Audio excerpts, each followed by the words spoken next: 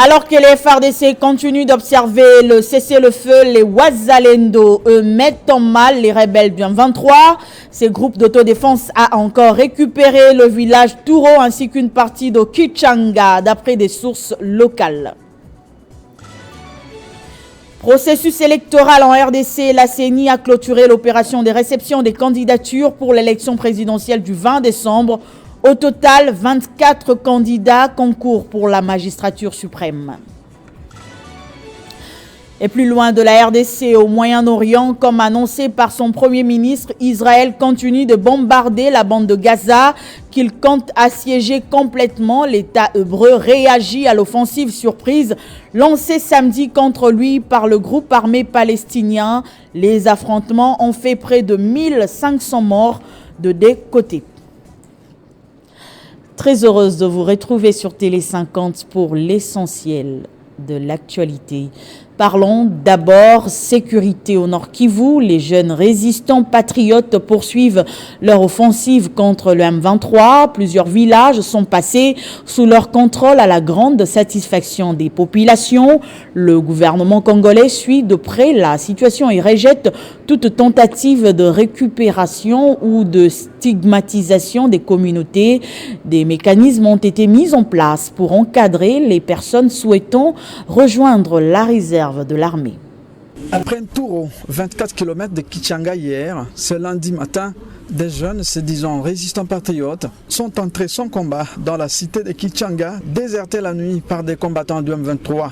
De sources concordantes dans le territoire de Massissi renseignent que ces jeunes, appelés Wazalendo, qui signifie tout simplement patriotes en Kiswahili, contraignant ces agresseurs à abandonner des villages. Ces rebelles qui étaient à Kichanga se sont repliés pour renforcer leur position à Tongo, ouvrant sur le territoire de Rutshuru via le groupement Bouiza. Perdre Tongo, ça serait parti définitivement pour la déstabilisation du M23 aussi dans le territoire de Rutshuru, comme c'est déjà le cas à Massissi voisin.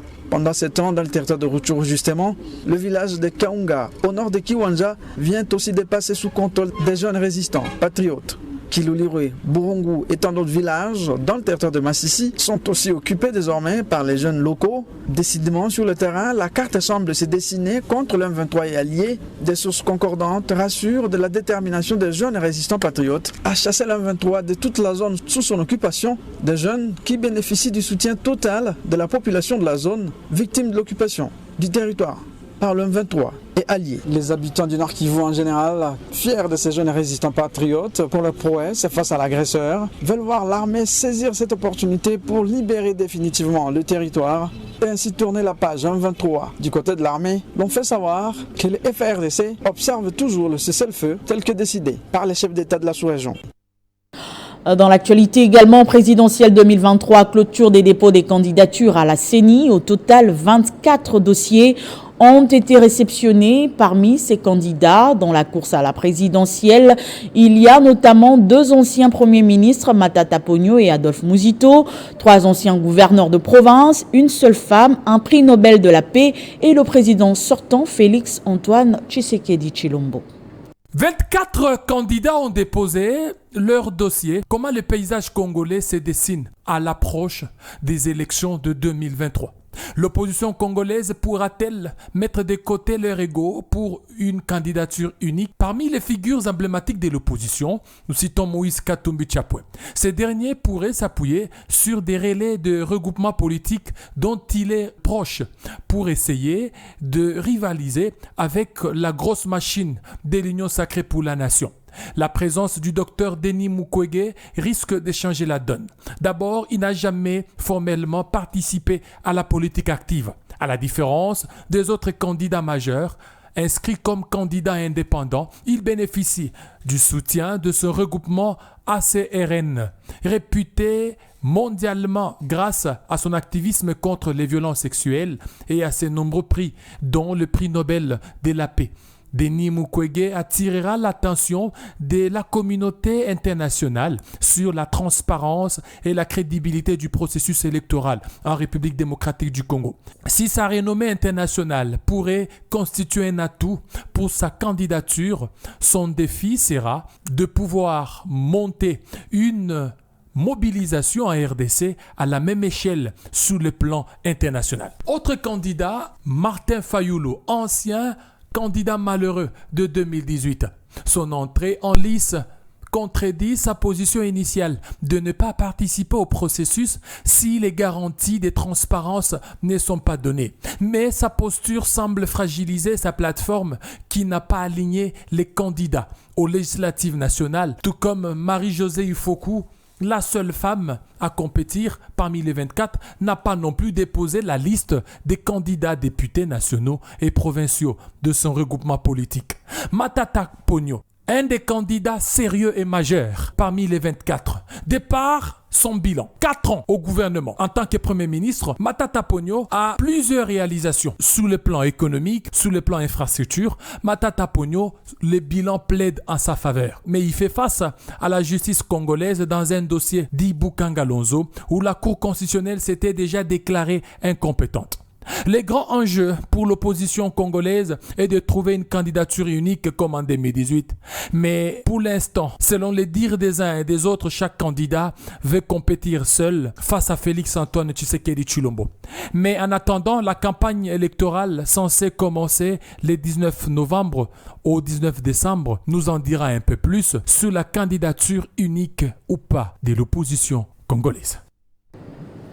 Toujours en rapport avec les élections, la société civile s'est mobilisée pour déposer un mémo à la centrale électorale en formulant certaines recommandations pour un parachèvement harmonieux du processus électoral.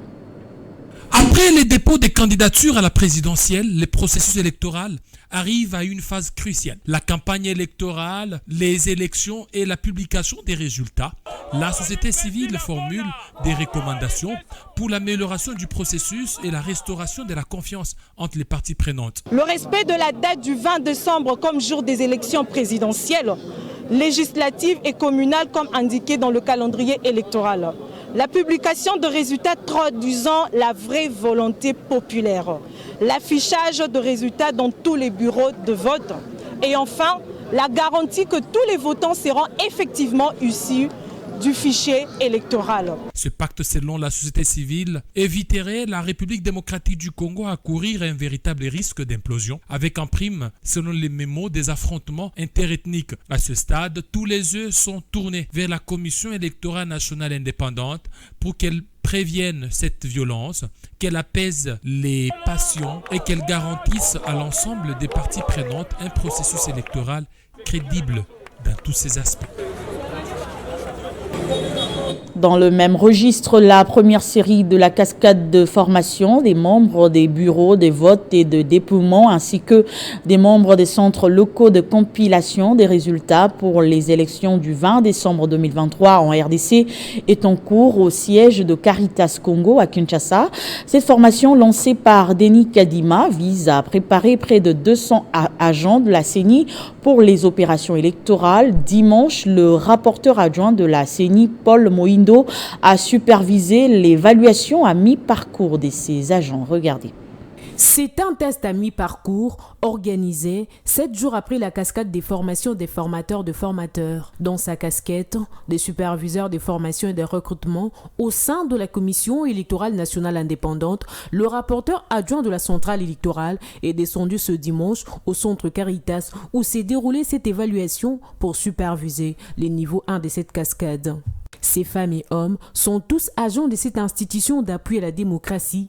Ils sont soumis à un test par ordinateur et chaque machine contient les noms des candidats. Ils devront répondre à 30 questions pendant 40 minutes avant de devenir formateurs de formateurs. La CENI est à la recherche d'un personnel capable de produire un travail de qualité afin d'aboutir aux bonnes élections.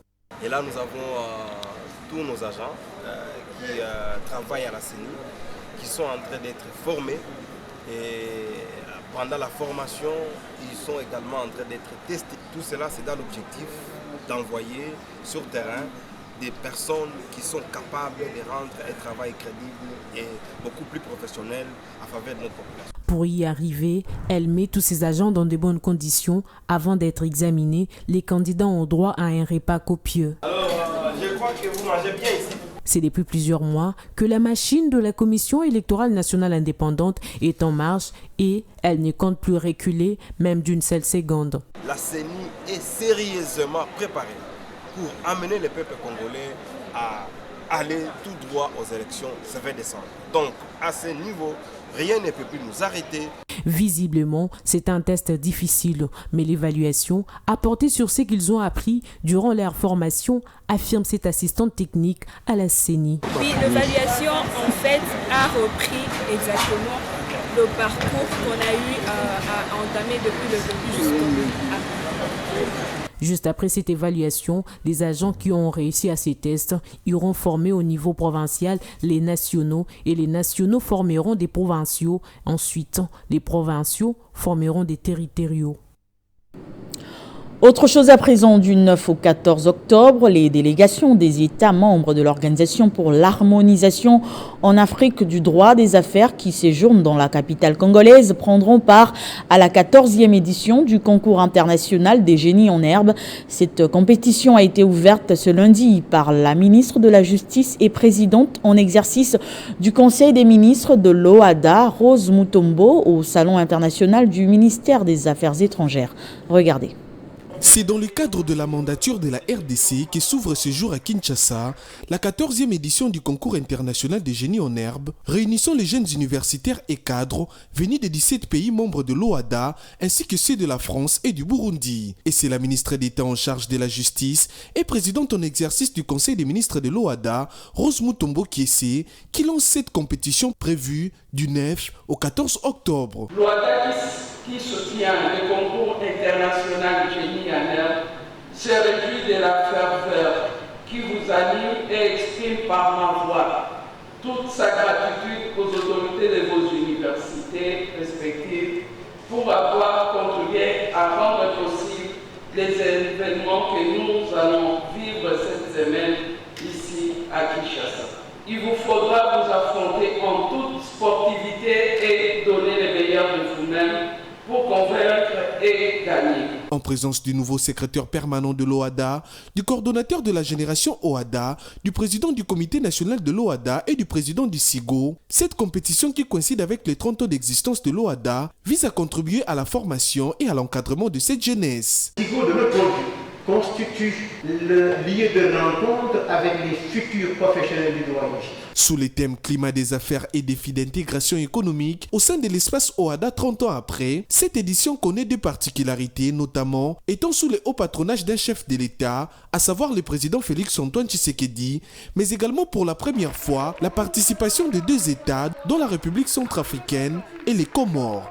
C'est dans la présentation des différentes délégations et une photo de famille que la cérémonie officielle s'est clôturée. On s'envole pour la province du Haut-Ouélé où le vice-gouverneur Christian Pitanga a lancé ce lundi à Isiro les travaux d'élaboration du projet d'édit budgétaire pour l'exercice 2024.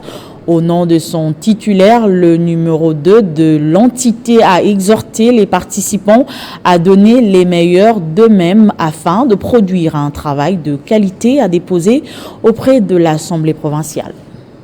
Patronné par le gouverneur de province Christophe Bassia Nanga, ces travaux d'élaboration du projet d'édit budgétaire pour l'exercice 2023 est un cadre qui réunit toutes les parties prenantes à ces processus dans le Haut-Ouélé. Pour le ministre provincial du budget, ceci s'est fait conformément à la loi. Son Excellence, Monsieur le gouverneur, a promulgué l'arrêté portant création d'une commission budgétaire ayant essentiellement la charge d'élaborer les prévisions budgétaires de l'exercice 2024.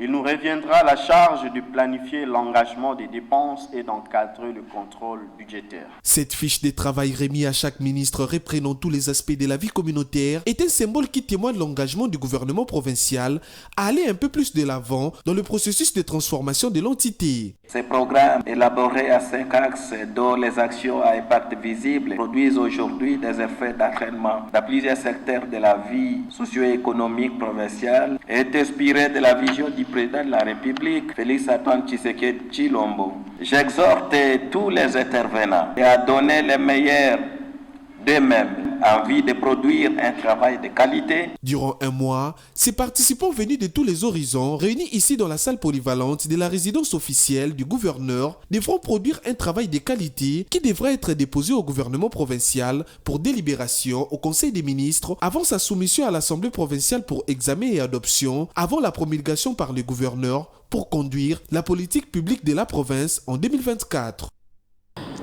Direction le Sankoro, où vous êtes nombreux à nous suivre. Dans une déclaration faite dans l'enceinte de leur alma mater, la communauté estudiantine de l'Université de sciences et de technologie de Lodja exprime sa déception et son incompréhension face à l'attitude affichée par le ministre des Lessus, Mohindo Zangui, qui n'a pas pris part à la manifestation de réouverture de la faculté de médecine dans leur université, pourtant inscrite dans son agenda de séjour à Lodja.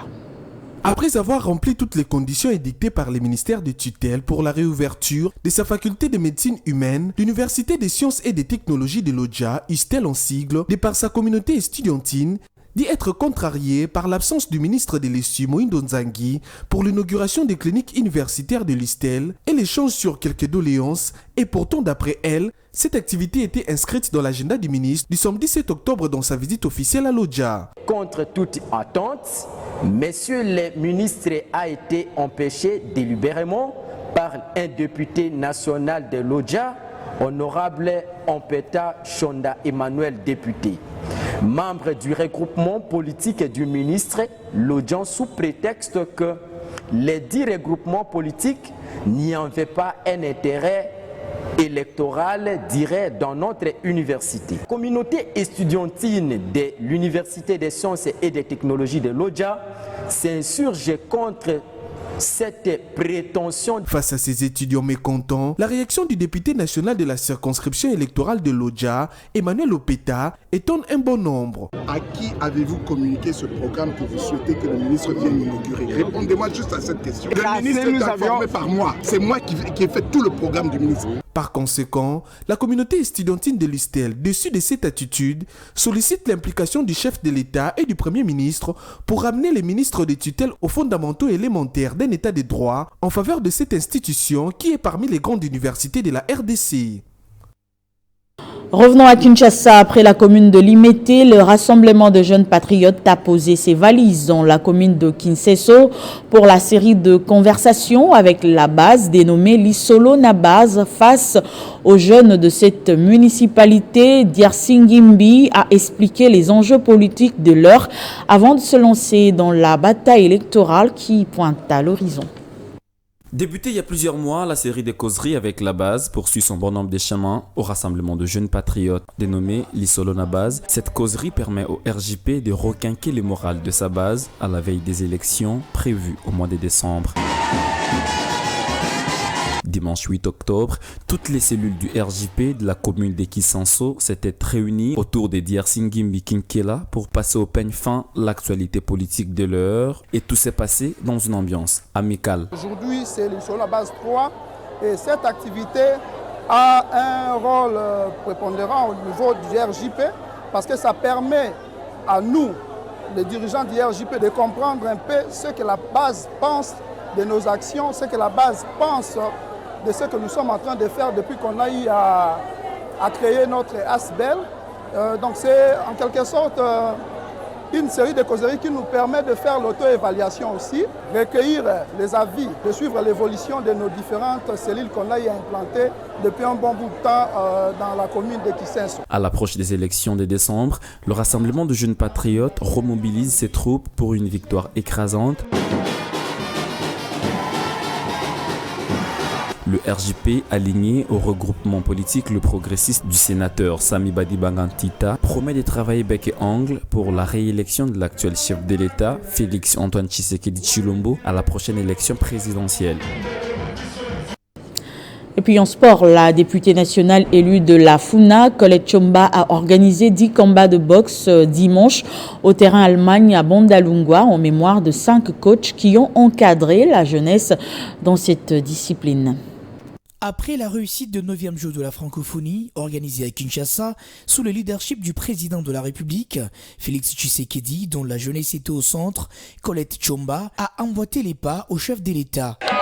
Voilà la raison de la tenue de ces méga rendez-vous sportifs, en même temps qu'une opportunité qu'il a offerte aux jeunes de se divertir sainement pour ne pas tomber dans les phénomènes Kuluna. Un véritable moment de divertissement. Plusieurs parents ont amené leurs enfants sur son invitation, ainsi que les habitants des communes environnantes sont venus en liesse assister à cette ambiance électrique. La reine de la Funa, comme l'appellent affectueusement les habitants de la Funa, justifie son action comme un moyen d'honorer la mémoire de ses coachs au travers lesquels plusieurs champions sont sortis. À l'exemple de Seda Tshisekedi, Mutombo Kalala, champion du Congo. Le deux derniers étaient d'ailleurs présents à cette activité avec le champion d'Afrique Simplice. Des présences qui valent de motivation pour de nombreux jeunes aspirant à réussir dans le sport. Les rencontres ont été ponctuées par la décoration de la députée nationale des athlètes, vainqueurs et perdants des médailles, ainsi que des enveloppes consistantes en guise des soutiens. Soulignons que des enveloppes ont été également remises aux familles de coachs disparus par le biais du coach Mani dans les cadres d'assistance dès l'élu de la Funa. Notons que cette activité a connu la présence de la vice-ministre des hydrocarbures, Wivine Moulika, de la professeure Madeleine Mbongo Passi et de plusieurs autres autorités et leaders d'opinion de la commune des Bandalungwa. Et puis le Festival international du cinéma à Kinshasa a annoncé au cours d'une conférence de presse le début de la formation cinématographique qu'il propose à ses recrues et les projets qu'ils ont conçus pour la création et le développement de la culture du cinéma congolais. Et puis un mot sur l'actualité au Proche-Orient marquée par l'exacerbation du conflit israélo-palestinien, conflit ravivé depuis le samedi par l'attaque surprise du Hamas contre Israël. L'État hébreu a décidé de faire le siège complet de la bande de Gaza alors que les affrontements qui ont continué ce lundi ont fait plus de 700 morts côté israélien et au moins 560 morts côté palestinien. Benjamin Netanyahou a affirmé que la réponse d'Israël à l'assaut du Hamas va changer le Moyen-Orient. Plus de 120 000 Palestiniens sont déplacés dans la bande de Gaza et nécessitent une aide humanitaire selon l'ONU. C'était l'essentiel de l'actualité. Place au rappel de titres. Alors que les FRDC continuent d'observer les cessez-le-feu, les Wazalendo, eux, mettent en mal les rebelles du M23. Ces groupes d'autodéfense a encore récupéré le village Nturo ainsi qu'une partie de Kichanga. D'après les sources locales, vous avez suivi les détails dans ce journal. Processus électoral en RDC, la CENI a clôturé dimanche l'opération de réception des candidatures pour l'élection présidentielle du 20 décembre. Au total, 24 candidats concourent pour la magistrature suprême. En dehors de nos frontières, comme annoncé par son premier ministre, Israël continue de bombarder la bande de Gaza qu'il compte assiéger complètement. L'État hébreu réagit à l'offensive surprise lancée samedi contre lui par les groupes armés palestiniens, le Hamas. Les affrontements ont fait près de 1500 morts de deux côtés. Ce journal est complètement terminé. Merci de rester fidèle au programme de Télé 50.